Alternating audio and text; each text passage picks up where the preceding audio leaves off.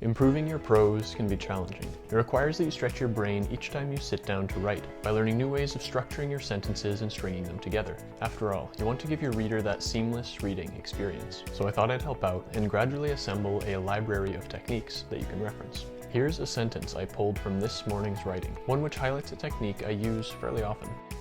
The soles of his feet had never been so sore, the palms of his hands never so blistered. What I want to draw your attention to here is my use of the semicolon to add a sort of echo to this statement and further the description.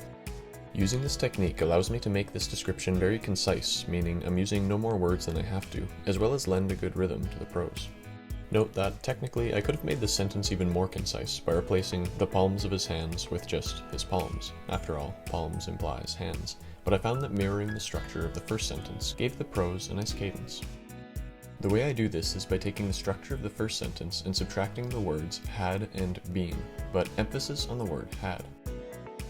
I've already established the tense of this first sentence, so I don't need to repeat it, and this is what allows the second half of the sentence to piggyback off of the first.